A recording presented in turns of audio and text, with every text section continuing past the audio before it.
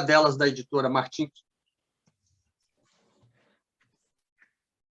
Desculpa, Oswaldo, reiniciei a gravação. Ok. Nós temos na tela algumas edições da Epopeia de Gilgamesh, em que eu falei, né, anteriormente, que eu mencionei anteriormente, como um mito sumério-acadiano de importância capital, porque ele está contido, parte dele está contido na Bíblia Sagrada. Eu tenho também em mãos uma gravação da recitação da Epopeia de Gilgamesh, recitada em árabe por Abed Azri, gravado em Paris, da Audivides Ethnique. Isso em CD. Podemos passar ao próximo slide, por favor.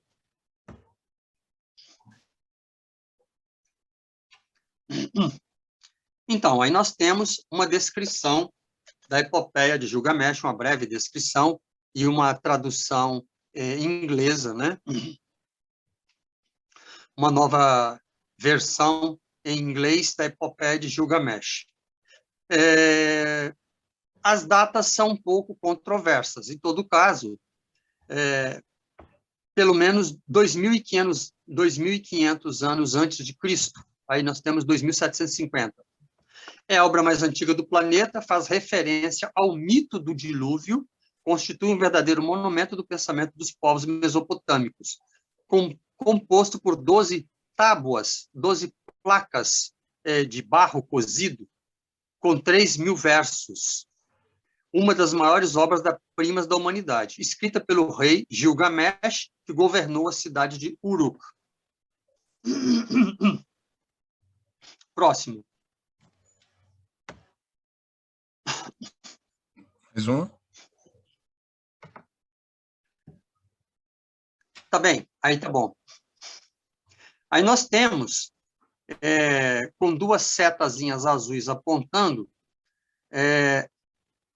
na parte de cima, nós temos a indicação de Uruk, né? A cidade de Uruk é mencionada na Bíblia com o nome de Erech. E abaixo, nós temos a cidade de Ur. Né? Ur é a cidade de onde saiu o patriarca Abraão. O patriarca Abraão saiu de Ur e foi para a região que nós chamamos hoje de Israel ou de Palestina. Acho que no próximo slide... no próximo slide nós temos Uruk, a cidade de Gilgamesh, chamado de Erech na Bíblia e Warka, atualmente em árabe. O próximo slide, por favor. Aí nós temos nesse slide, a cidade de Ur, que fica próximo de Uruk. Eu chamo a atenção dessa proximidade porque o patriarca Abraão saiu de Ur, que fica no sul de Uruk.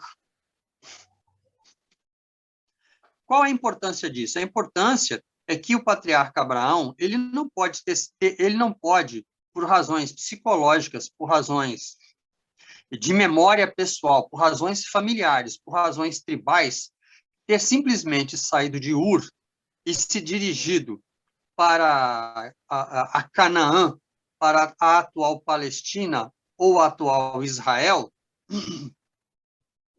e não ter levado na sua bagagem mental, na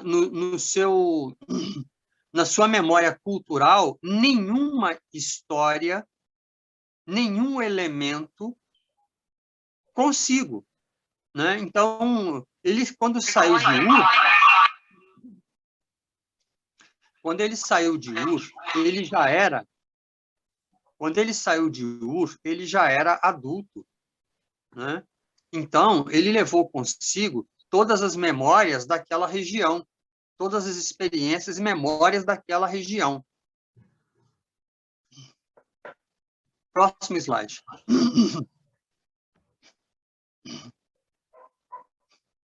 Nesse slide, nós temos Sir Rawlinson. Rawlinson, que viveu de 1810 a 1895, é citado na Doutrina Secreta, obra máxima de Blavatsky, no volume 3 da edição brasileira, na página 18.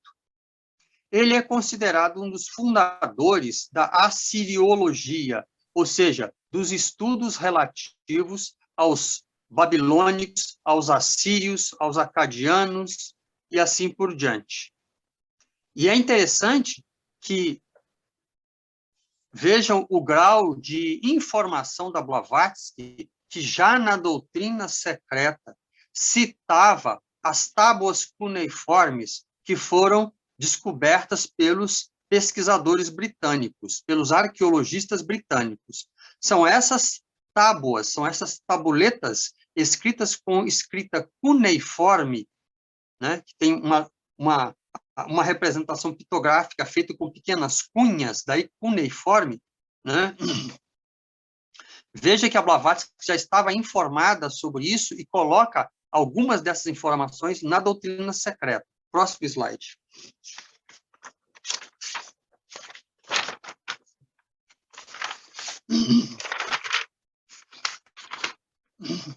Nesse slide, nós temos Sir Austen Henry Layard, né, que era historiador, desenhista, coletor, autor político, diplomata, que descobriu a biblioteca de Assur-Nippon.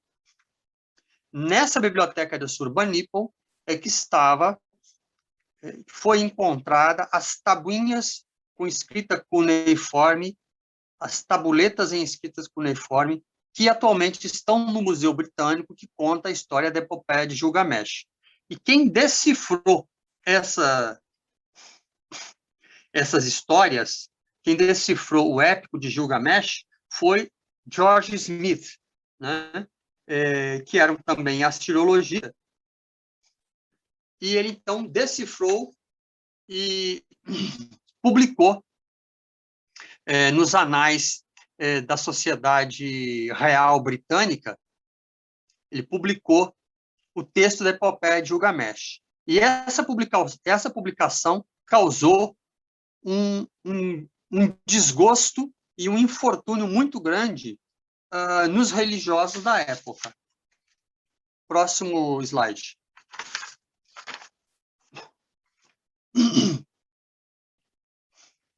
É interessante porque aí nós temos mais uma conexão dos assiriologistas e dos estudiosos britânicos com um ponto de contato com Blavatsky, né? Porque o livro Luz da Ásia foi escrito por Edwin Arnold, que era editor do Daily Telegraph.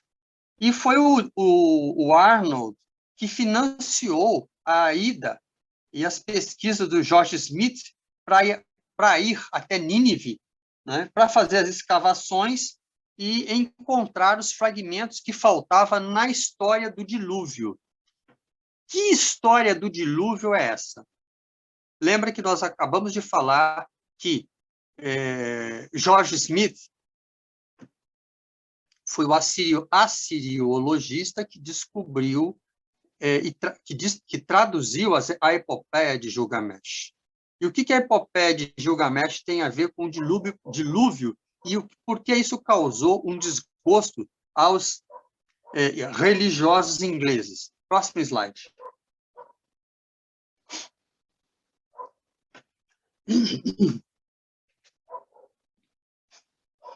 Na página 18 do volume 3 da Doutrina Secreta, também é citado o George Smith, né?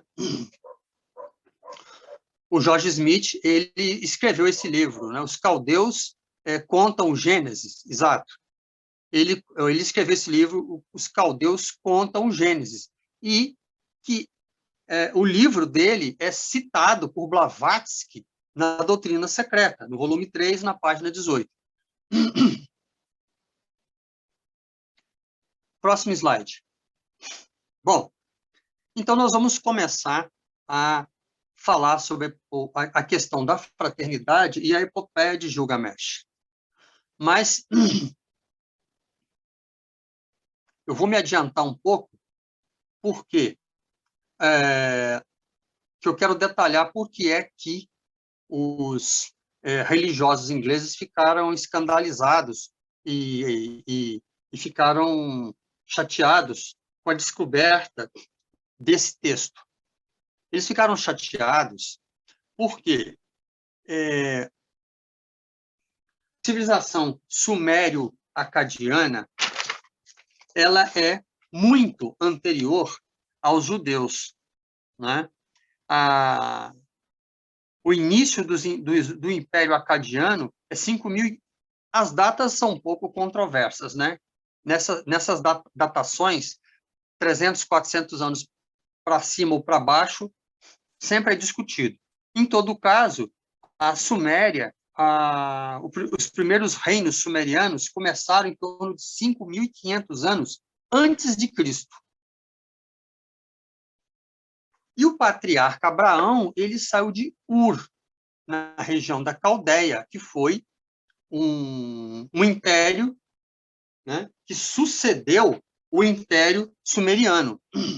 Porque nessa mesma região nós tivemos vários impérios: sumério, acadiano, né, assírio e babilônico. Os judeus saíram desse caldeirão, mas eles saíram desse caldeirão no período entre o período sumeriano e acadiano. Na epopeia de Gilgamesh, tem um trecho que fala sobre... Ainda não, muda o slide, por favor.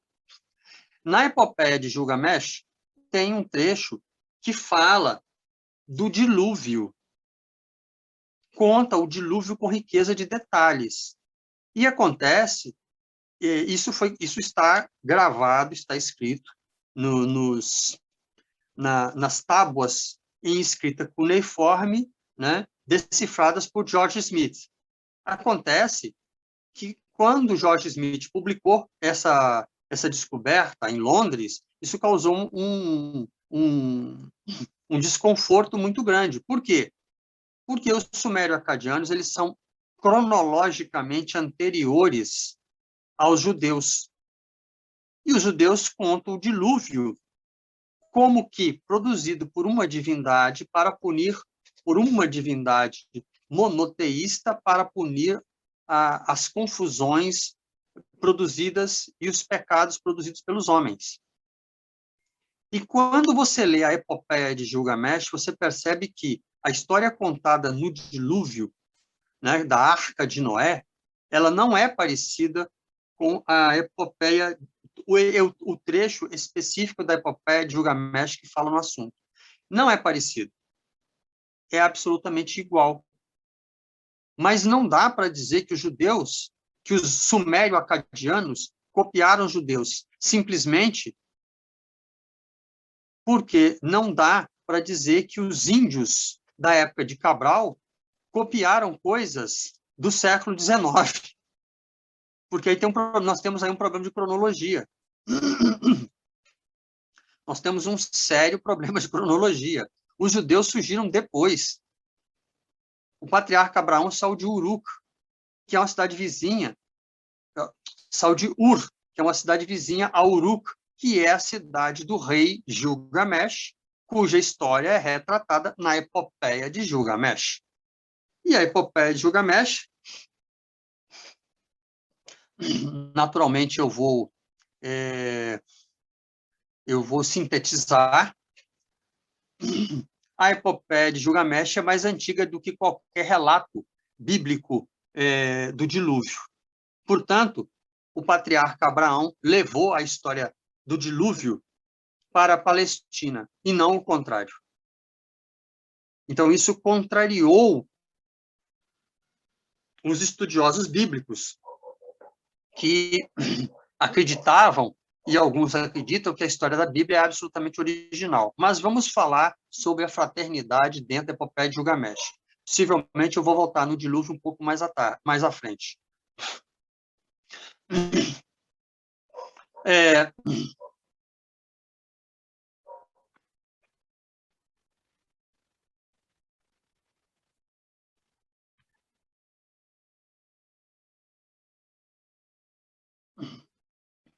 Houve uma tentativa de ligação aqui, eu tive que interromper. Só um minuto.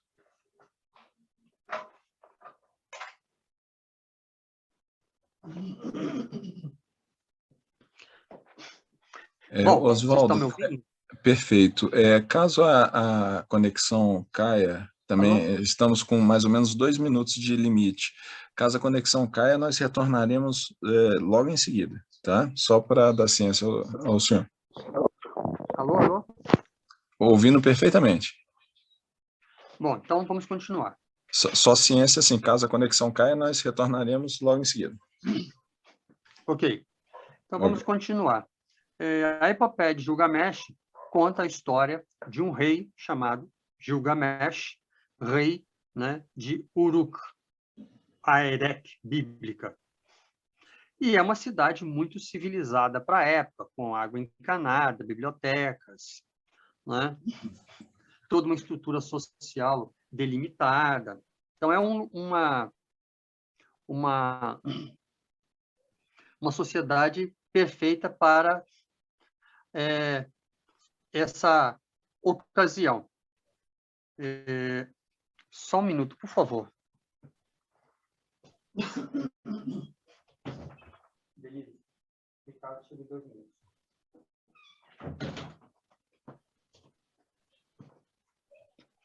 Desculpem, mais uma vez. Hoje está um pouco complicado, né? Mas, então, essa cidade civilizada possui um rei. E um dia, os caçadores e os pastores começam a reclamar que tem uma criatura selvagem,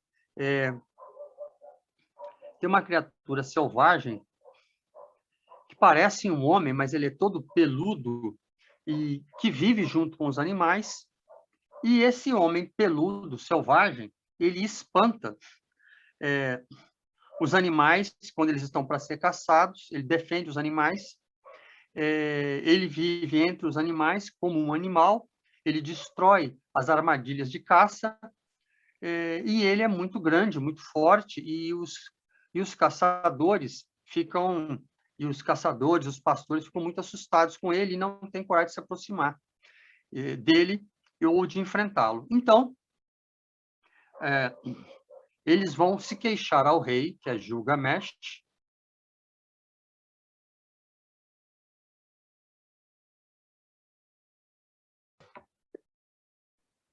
Já estamos gravando, vou compartilhar a tela. Então, voltamos ao ponto que iriam reclamar com o rei, do ser peludo e forte. Sim, sim. Então, essa figura, né, esse homem primitivo, é chamado de Enkidu. Então, Gilgamesh manda uma sacerdotisa ir até lá. Próximo slide. Manda uma sacerdotisa ir até onde está esse homem selvagem para domesticá-lo, para civilizá-lo, né? Esse homem, então, a sacerdotisa, através de uma série de encantamentos, vamos dizer assim, pessoais, aí no slide aparece ela tocando música, né, para atraí-lo, ela consegue, então, se aproximar desse homem selvagem, que nunca tinha visto uma criatura, uma mulher, vamos dizer assim, ela se aproxima dele e ela o conquista, né? E ela se deita com ele, né? Então, aos poucos, ela vai, aspas, domesticando aquele personagem. E ele,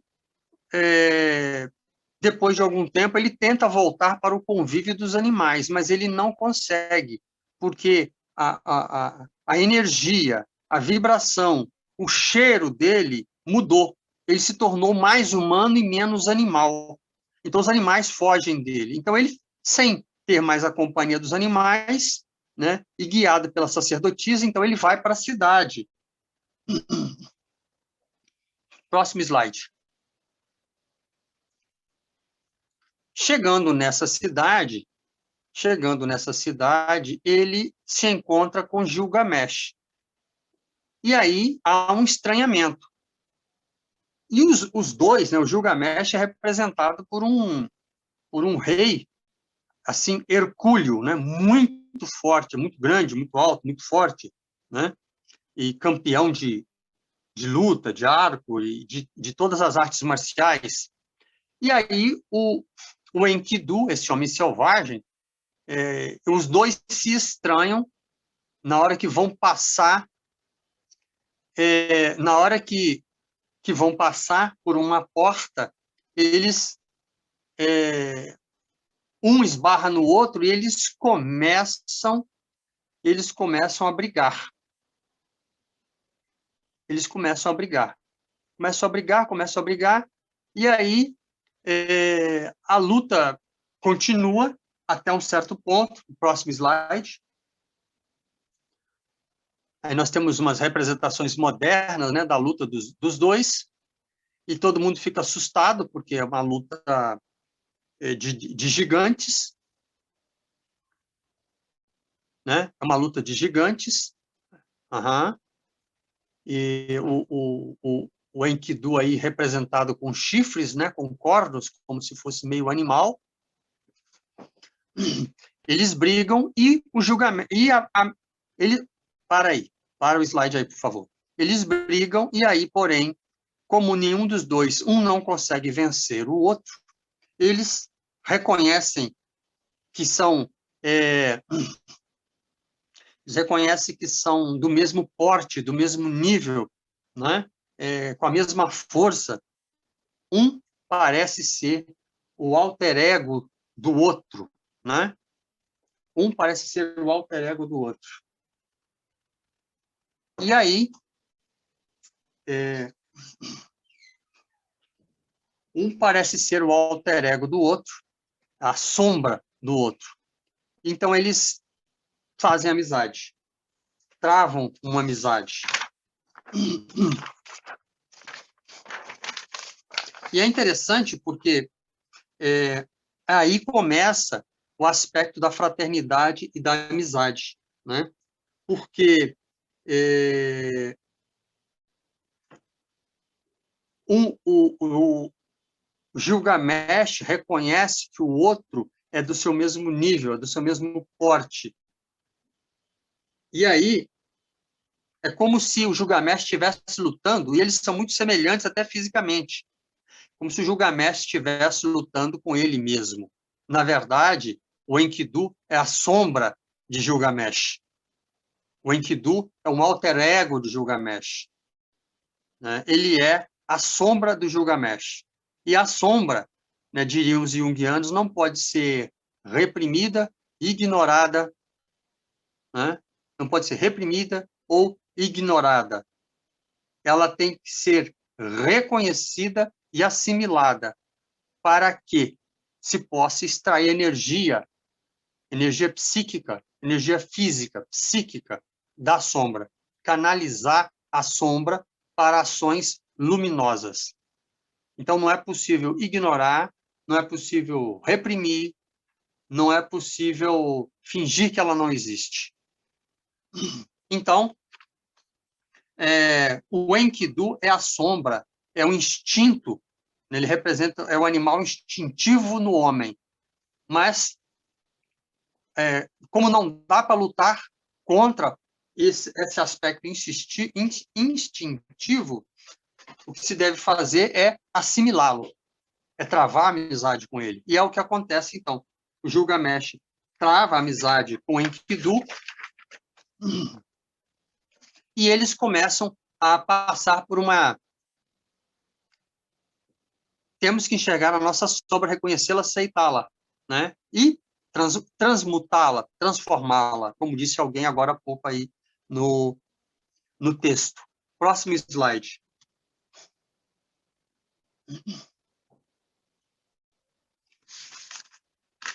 Tendo travado tendo travado amizade com o homem selvagem, né, como foi feito no conto do João de Ferro, por exemplo, tendo travado amizade com a sua sombra, como Peter Pan, até no desenho animado da Disney, que ele perde a sua sombra e ele fica desesperado procurando a sua sombra, ele tem que capturar a sua sombra e costurar a sombra no sapato, nos seus pés, né? Ele costura a sombra nos seus pés, ou seja, ele não pode ficar sem a sombra, mas a sombra tem que ficar sob os seus pés, sob o seu domínio, né?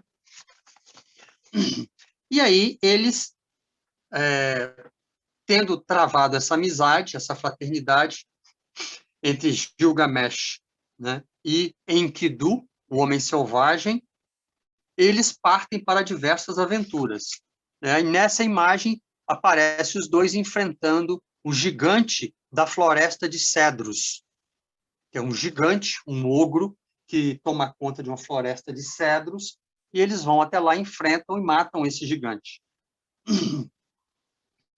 É interessante porque, se você aplicar as teorias do Joseph Campbell, do herói de mil faces, do monomito do herói, você vai encontrar as etapas do mito do herói, que começa no mundo comum, né, que é a Uruk, né, o mundo comum, a civilização, né, de Uruk, da cidade de Gilgamesh, que estava completamente normal e pacificado, e de repente aparece uma figura estranha que faz um desafio, né, que chama para um desafio, e essa figura é domesticada, ela é enfrentada, né, ela encontra um mentor, que no caso é uma sacerdotisa, aí ela deixa a floresta e vai atravessando o primeiro limiar e vai para a cidade, né?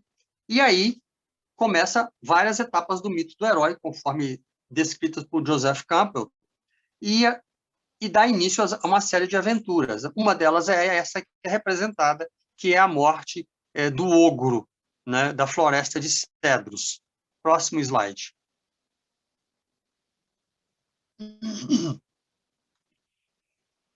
Aí acontece uma coisa bastante grave, né?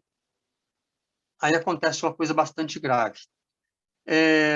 Nós temos aí um touro alado e duas figuras, né? Uma é Gilgamesh e a outra é Enkidu, o homem selvagem.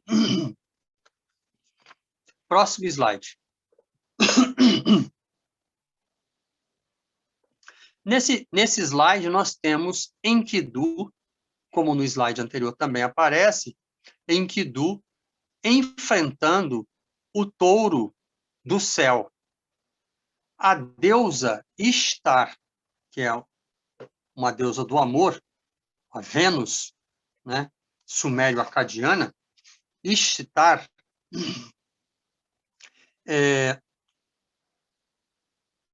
tem interesses amorosos em Gilgamesh.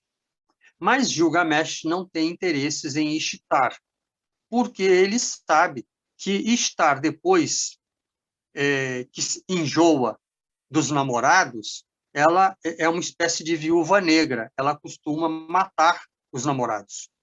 E o Gilgamesh, sabendo disso, não tem o menor interesse, né, em ser morto, evidentemente, né? Então ele recusa as propostas de Ishtar. Ishtar, enfurecida, manda um touro gigante alado à terra, e esse touro começa a destruir a cidade de Gilgamesh. Então, Gilgamesh, acompanhado do homem selvagem, Enkidu, eles enfrentam o touro do céu, e matam o touro do céu. Então, Ishtar fica furiosa com isso, reclama com os deuses e lança uma maldição. E aí a maldição vai, de certa forma, vai para aquele que é um pouco mais fraco, né? Que tem talvez uma resistência por algum motivo menor, que no caso é Enkidu. Então, Enkidu, por causa da maldição de Ishtar, da vingança de Ishtar, ele fica doente e morre. Próximo slide.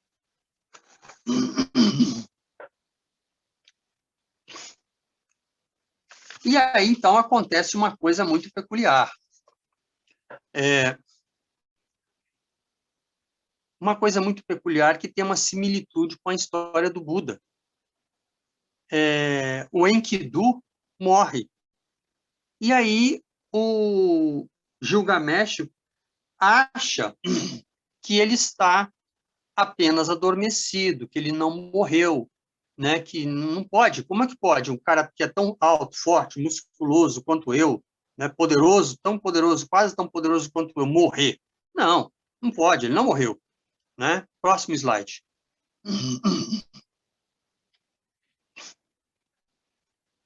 Aí, o que o Gilgamesh faz? Ele pega o corpo do Enkidu, coloca num sofá, vamos dizer assim, numa cama, num sofá-cama, vamos dizer assim, no meio da sala de estar e fica ali, né, esperando que o amigo recobre, volte à vida. Essa cena lembra a cena famosa de quando o Buda sai de casa, né, o Buda criado num palácio cercado por todos os bens do seu pai, né? Quando o Buda sai do palácio pela primeira vez, né? E pelas primeiras vezes, escondido, que ele vê um homem doente, um homem velho, ele vê um cadáver que vai ser cremado, porque todas essas mazelas humanas foram escondidas do Buda, porque o seu pai não queria que ele se preocupasse com esses assuntos, queria que ele fosse um rei, somente um rei, e não um sábio ou uma seta, como estava destinado a ser desde o início. A mesma coisa acontece com Gilgamesh, ele não pode acreditar que Enkidu morreu. Então ele deixa o Enkidu num sofá-cama no meio da sala, como aparece na imagem, e ele deixa no sofá-cama no meio da casa, da sala, esperando que o amigo retorne à vida. Mas aí passa um dia, 2, 3, 4, 5, e aí o cheiro torna-se insuportável, e quando é descrito isso em algumas versões da epopeia de Gilgamesh, e aí quando os vermes começam a devorar o corpo do amigo no meio da sala, ele percebe que não tem retorno.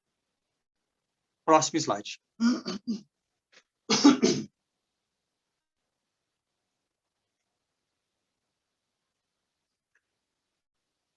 Então, Gilgamesh fica pensativo. Nós temos uma representação bem moderna até, em tela. Gilgamesh fica super preocupado. Ele fica preocupado porque se o seu amigo Enkidu, que era a sua própria sombra, que era o seu próprio alter ego, que era o guerreiro mais poderoso de Uruk, quase tão poderoso quanto ele, faleceu, o mesmo poderá acontecer com ele, óbvio. Então, ele não gosta dessa possibilidade, né? Então, ele não gosta dessa possibilidade. O que ele faz? Então, ele começa uma busca, uma pesquisa, uma busca em torno da imortalidade. Por que é que eu tenho que morrer? De onde eu vim? Quem sou eu? O que eu estou fazendo aqui? Meu destino é morrer, virar um cadáver, ser devorado pelos vermes? Eu não me conformo com isso. Eu tenho que procurar uma solução para esse assunto. Próximo slide.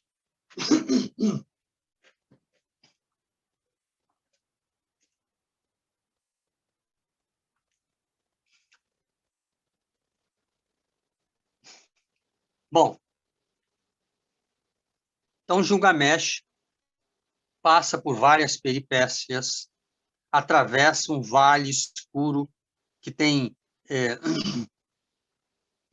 dezenas de quilômetros na escuridão. Esse vale é guardado no seu portal por homens escorpiões. O escorpião é um animal simbólico de guarda desde o Egito Antigo. Ele passa por várias etapas até que, finalmente, ele vai dar numa determinada praia, e ele chega nessa praia num barco, aonde ele é o mastro do barco e as vestes do corpo dele são a vela desse barco. Ou seja, ninguém pode fazer esse trajeto de autoconhecimento por você. Existe todo um simbolismo por detrás. O trajeto do autoconhecimento é intransferível, né? É intransferível. É a sua missão. A sua missão de herói é se autoconhecer, domesticar a sua sombra, se autoconhecer e tratar os outros com fraternidade na medida das suas possibilidades, do seu conhecimento e de sua busca, né? Porque na epopeia de Gilgamesh começa com a irmandade, a fraternidade entre Gilgamesh e Enkidu. Próximo slide. É aí que começa o famoso problema do dilúvio da Bíblia e o dilúvio sumério-acadiano. Gilgamesh ficou sabendo que existia uma pessoa que era imortal, cujo nome é esse que está em tela, Utnapishtim. Utnapishtim é o único ser humano que é imortal. Gilgamesh, depois de atravessar o oceano, num barco onde o seu corpo era o mastro e as velas eram as suas próprias vestes, ele chega na praia e numa praia encontra Utnapishtim. Utnapishtim conversa com ele e próximo slide. Aí nós temos Utnapishtim contando para Gilgamesh a história do dilúvio. Resumidamente, provavelmente pelo avançado também da hora, eu não estou aqui conseguindo controlar o tempo exatamente, mas, resumidamente, Utnapishtim fala para Gilgamesh como ele ficou imortal. Os homens estavam fazendo a bagunça e cometendo muitas violações e pecados. Então, os deuses resolvem fazer um dilúvio. Mas um deus fala para Utnapishtim, que é o único, vamos dizer assim, homem digno de sobreviver ou honesto naquela ocasião, conta para ele que vai acontecer um dilúvio e fala para ele construir uma arca. Esse Deus dá a medida da arca. Esse Deus fala para ele calafetar, fechar as ranhuras da madeira da arca com piche, exatamente como está na Bíblia. E aí fala para ele levar um casal de animais para dentro da arca, exatamente como na Bíblia. E aí começa o dilúvio e chove um período de tempo longo e a arca vai parar depois, quando o dilúvio cessa, no alto de uma montanha, como na Bíblia. Utnapishtim abre a janelinha da arca e solta um passarinho, como na Bíblia. O passarinho não tem onde pousar e volta para a arca. Depois ele solta um segundo pássaro. O pássaro volta com um galinho um raminho de planta no bico. Aí ele deduz que as águas começaram a baixar. Aí, por fim, ele solta um pássaro e esse pássaro não volta. Exatamente como está na Bíblia. Aí, Utnapishtim desce, ele desce da arca, faz um sacrifício para os deuses, queima incensos, faz um sacrifício para os deuses percebem, então, que alguém sobreviveu, veem o tamanho da desgraceira que foi o dilúvio, se arrependem. E então eles resolvem premiar Utnapishtim, dando a ele a imortalidade. Ora, esse foi o grande problema causado para os religiosos ingleses, porque essa história ela é muito anterior à civilização judaica. O patriarca Abraão era da mesma região, né? Era de Ur, e o Gilgamesh de Uruk. E essa história o patriarca Abraão levou para a Palestina. Só que, na Palestina, essa história foi transformada numa história contada e executada por um Deus único, monoteísta, e não deuses. E foi feita aí algumas adaptações, mas a história é tão exatamente igual que não dá para ignorar o fato. Não é sincronicidade, não é coincidência, né? É uma absorção direta da história, né? É uma cópia da história. Bom, e aí então, Utnapishtim, o Noé sumério-acadiano, conta para Gilgamesh como ele atingiu a imortalidade, porque o Gilgamesh também quer ficar imortal. Né? Então, ele conta isso para o Gilgamesh, ele conta essa história por conta do fato de haver uma fraternidade entre os homens. Né? Se eu tenho uma coisa boa, eu sei de uma coisa boa, eu tenho uma coisa boa, eu quero passar isso para as outras pessoas. Se na sociedade teosófica nós temos conhecimentos que são bons para a humanidade, nós queremos passar isso à frente.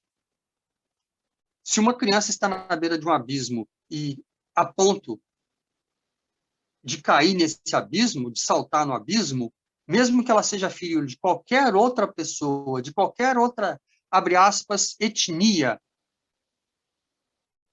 grupo étnico, ou antigamente se dizia raça, mas essa criança, ela é da raça humana. Nenhuma pessoa normal vai deixar de salvar essa criança, se puder fazê-lo. Porque por detrás está a fraternidade universal, está a empatia. Então, Utnapishtim conta para Gilgamesh a história do dilúvio, e por que ele se tornou imortal, porque os deuses se arrependeram e deram imortalidade para ele. Mas ele, Utnapishtim, não é um deus. Ele é imortal, mas não é um deus. Então, ele não sabe exatamente como como reunir os deuses. Ele não tem como reunir os deuses para dar imortalidade para Gilgamesh. Mas como ele percebe que Gilgamesh tem o princípio do herói, tem o princípio da imortalidade da alma, né? O que ele faz? Ele vira para o Gilgamesh e propõe um desafio. Próximo slide. Aí nós temos a construção da arca, né? Pelo Utnapishtim, o Noé sumério-acadiano. Próximo slide.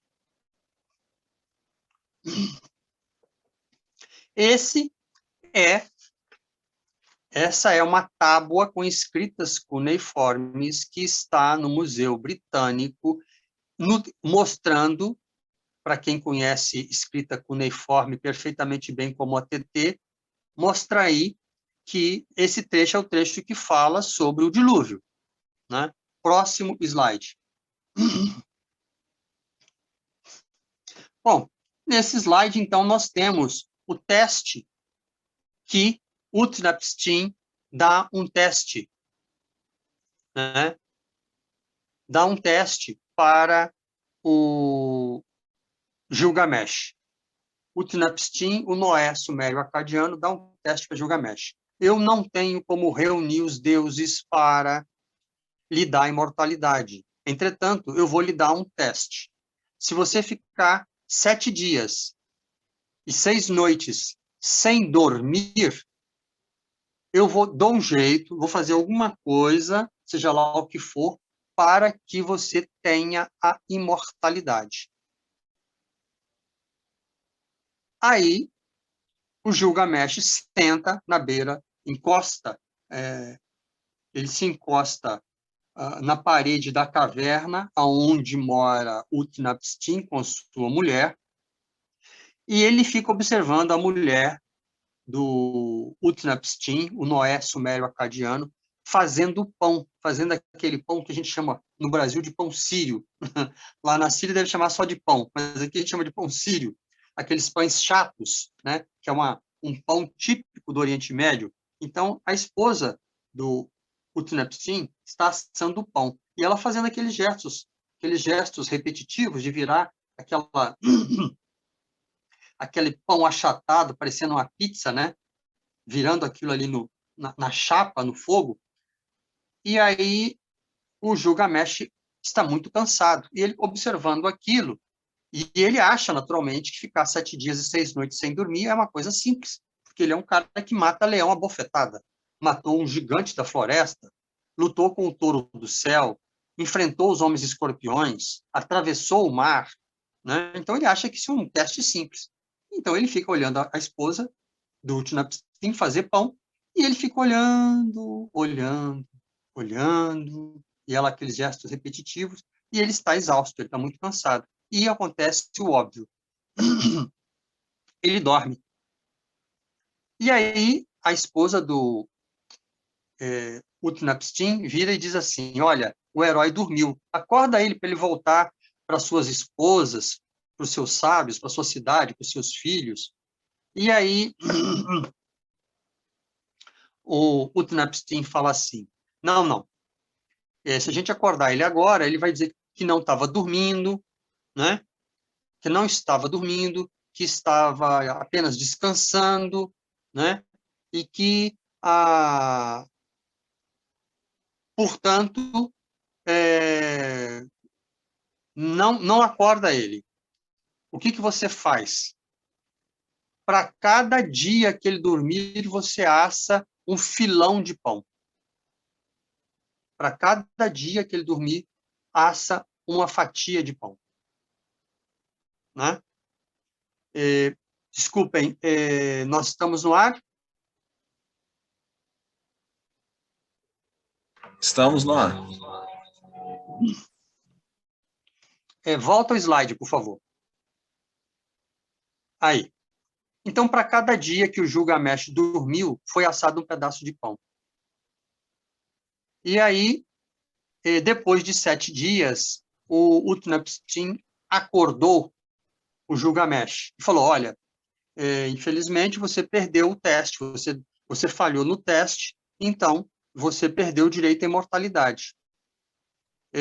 Para cada dia que você dormir... Aí o Gilgamesh, não, eu fechei os olhos por alguns instantes, eu estava descansando, eu estava de olhos fechados, mas não estava dormindo. Eu disse, não, para cada dia que você dormiu foi assado um pão. Olha aí, o pão enfileirado.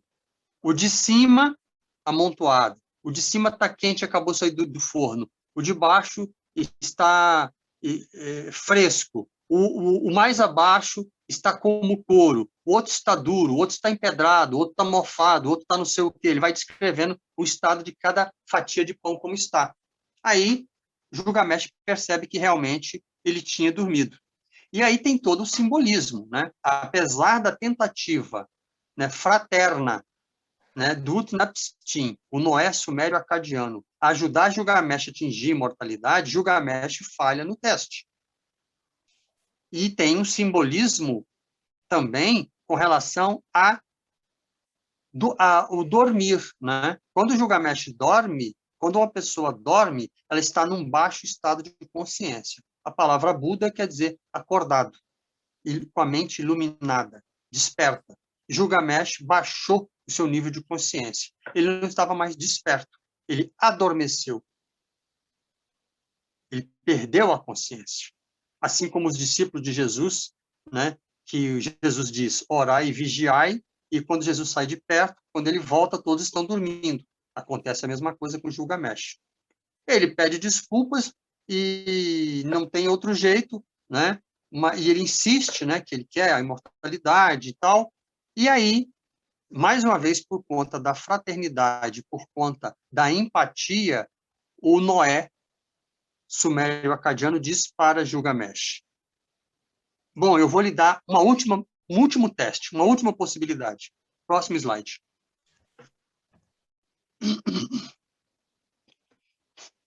Que é a segunda chance. A segunda e última chance. o Utnapishtim volta. Utnapishtim vira para o Gilgamesh e diz: você pega a sua balsa e vai, o seu barco, e vai nessa direção, aqui no mar, nessa direção, a tantos quilômetros, né, nessa direção, e desce até o fundo do mar. Vai até o fundo do mar, e lá no fundo do mar, a tantos metros de profundidade, uma profundidade bastante significativa, você vai encontrar uma planta espinhosa. Você arranca essa planta, traz essa planta à superfície, come dessa planta que você se tornará imortal. Aí o Gilgamesh vai com o barco até naquele ponto no mar, amarra uma grande pedra numa das pernas, joga a pedra dentro d'água e desce até a pedra chegar ao fundo do mar. Quando a pedra chega no fundo do mar, ele sai tateando ali pelo fundo do mar até que ele pega numa planta que espeta a mão dele. Aí ele percebe que achou a planta da imortalidade, a planta mágica. Aí ele arranca a planta, que machuca a mão dele, sai sangue, ele corta a corda que prende a pedra na sua perna e sobe à superfície. Aí chega à superfície, ele se deita no barco, mas exausto, cansado, ele vai comer a planta, mas aí ele começa a pensar e fala assim, não vou comer a planta agora, eu vou levar essa planta para a cidade de Uruk, para minha cidade, e vou comer essa planta junto com os sábios da cidade. Vou comer essa planta junto com os sábios da cidade para que todos nós tenhamos a imortalidade. E assim ele faz, ele deixa a planta no barco e descansa, né? Descansa, vai e dá uma descansada ali. Mas nesse momento que ele está descansando, que ele está distraído, vem uma serpente, pega a planta e vai embora e foge com a planta. Por isso que nessa imagem você tem algumas serpentes com a planta na boca. E é por isso que se diz que as serpentes, a partir daí, elas não morrem, porque elas trocam de pele. A serpente troca de pele, então ela fica jovem de novo. Então, essa ideia da serpente trocar de pele e ficar jovem vem do fato de que ela roubou a planta que dá a imortalidade de Gilgamesh. Aí nós temos um paralelo com a história da serpente que dá a maçã para Eva, dizendo que se Eva comesse aquela maçã juntamente com Adão, eles se tornariam sábios ou imortais ou poderosos como Deus. Mais um paralelo com a história bíblica. Gilgamesh, pensando, vamos dizer assim, de certa forma, na fraternidade universal, né, na irmandade, na fraternidade, na empatia com os sábios de sua cidade, quis levar a planta que dava imortalidade a eles. Mas acontece que cada um tem que conquistar a sua própria imortalidade. Cada herói tem que realizar os seus próprios feitos. Mais uma vez, tal coisa não é transferível, né? O satori, a iluminação, né, a percepção da imortalidade da alma, ela é individual. E na medida que a pessoa está num baixo nível de consciência, que ela dorme, que ela descansa demasiado, ela não vai conseguir atingir níveis superiores de consciência. E aí, então, próximo slide.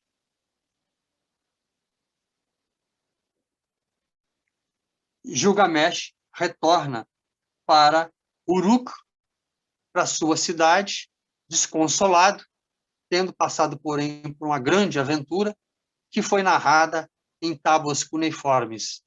Próximo slide. E essas tábuas cuneiformes se encontram no Museu Britânico.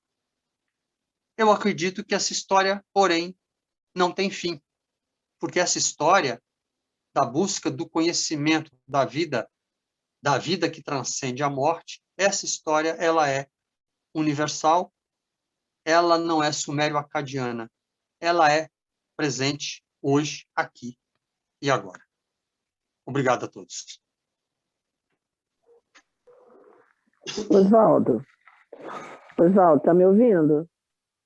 Estou, você está de vermelho. Sim. Mamãe Noel. Tá ótimo. Eu peço desculpas se nós tivemos muitos transtornos na transmissão hoje, né? E a maior parte por minha causa, com certeza. Não. Com certeza a prática da fraternidade universal, sem distinção de sexo, raça, cor. E você nos ajudou nisso, tanto para a nossa evolução espiritual, quanto para a nossa compreensão maior a respeito dessa fraternidade. Oswaldo, você é um presente, sabe?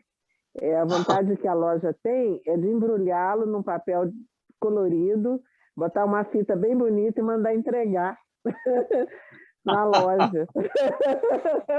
Para você poder falar para a gente quando a gente tiver, sabe, assim, a noite inteira, o dia inteiro, porque não dá vontade de parar, não. Não é, Eduardo? Quando eu for Juiz de Fora... Quando eu for Juiz de Fora, a gente faz umas palestras pessoalmente, né? Assim que vai ser excelente, possível, né? Assim que possível, vai ser excelente. O Eduardo, ele está aqui pertinho de nós, ele é de Ubá, sabia? Então, ótimo. Ubá é pertinho mesmo. Beleza, é um pulo.